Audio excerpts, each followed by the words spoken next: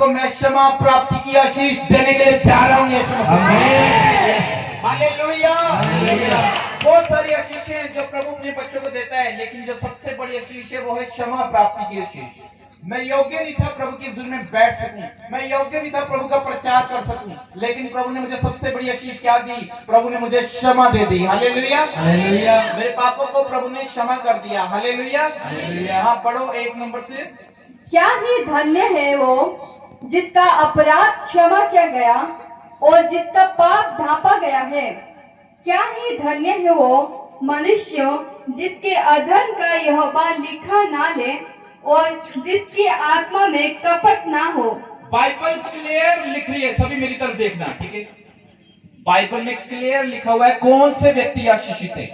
आप आशीषित चर्च में आ रहे हो, बहुत अच्छी बात है, प्रभु आपको आशीषित करेगा, लेकिन प्रभु की नजर में कौन आशीषित है?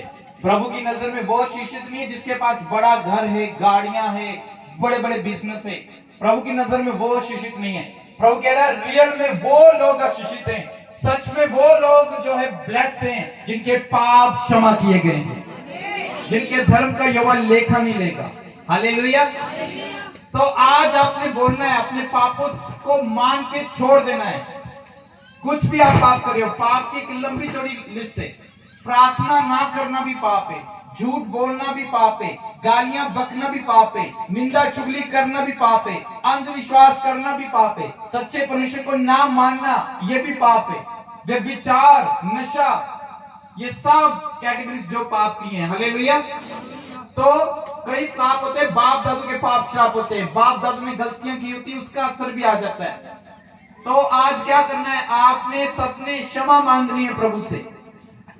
समझ आ रही है आपको? बच्चे से लेके बड़े तक आज परमेश्वर की हुजूरी में आपने कहना है प्रभु मुझे माफ कर। अगर मेरे बाप दादों ने गलतियां की, अगर मुझसे गलती हुई, जवानी के दिनों में मुझसे कोई पाप हुआ, या मैं इधर उधर गया, या मैं किसी भी प्रभु गलत जगह पे गया, आज प्रभु मुझे माफ कर।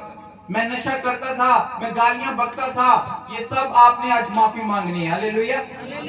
जब आप पापों की आज माफी मांगोगे तो प्रभु जो है आपको फ्री करेगा और आप सच में आशीषित होना शुरू हो जाओगे। यीशु आमीन। पाप क्षमा की आशीष, बोलो पाप क्षमा की आशीष। आज प्रभु यीशु मसीह जी मुझे और मेरे परिवार को पाप क्षमा की आशीष देने के लिए जा रहे हैं। इस आशीष के बाद मेरा जीवन सेम नहीं रहेगा, मैं सच में आशीषित हो जाऊंगी, हो जाऊंगा। आमीन। आप चाहते हैं आपको पाप क्षमा की क्षमा प्राप्ति की आशीष मिले?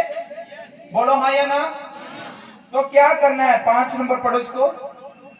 जब मैंने अपना पाप तुझ पर प्रकट किया और अपना अधर्म ना छिपाया और कहा मैं यहोवा के सामने अपने अपराधों को मान लूंगा, तब तूने मेरे अधर्म और पाप को क्षमा कर दिया।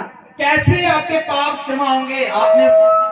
कैसे आपके पाप क्षमा होंगे? आपने अंगीकार किया कि प्रभु मुझे माफ कर।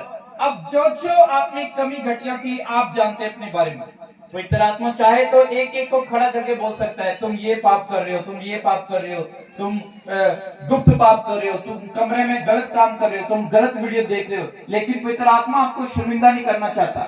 पवित्र आत्मा अभी बोल रहा है, कुछ अभी भी लोगों की जेब में सुपारी, गुटखा, तंबाकू रख के चर्च में आए हुए हैं, तो मैं उन लोगों को खड़ा नहीं करना चाहता, लेकिन आज प्रभु बोल रहा है आज यहाँ और भी लोग हैं, शादी होने के बाद भी दूसरी जगह में भी रिलेशन है, पर प्रभु कह रहा है अपने सारे पापों को मान के छोड़ दो। जब तुम मान लोगे तो सच में तुम्हारे ऊपर आशीष ठहर जाएगी। यीशु मसीह। हालेलुया। हालेलुया। जब आप बाइबल नहीं पढ़ते हो, बाइबल को नहीं सुनते हो, प्रार्थना नहीं करते हो, ये भी एक पाप है, बाइबल में लिखा हुआ है।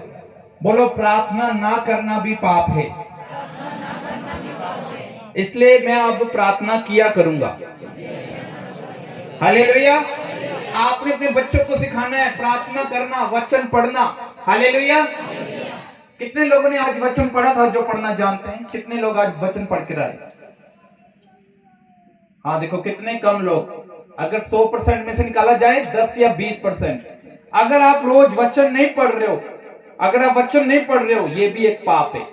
तो प्रभु क्या कह रहा है? धन्य वो व्यक्ति जिसके पाप क्षमा हुए। तो आज अपनी गलती को मान के छोड़ना है, तब जाके आप आशीषित होगे। मैंने आप सबके लिए भविष्यवाणी की। क्या भविष्यवाणी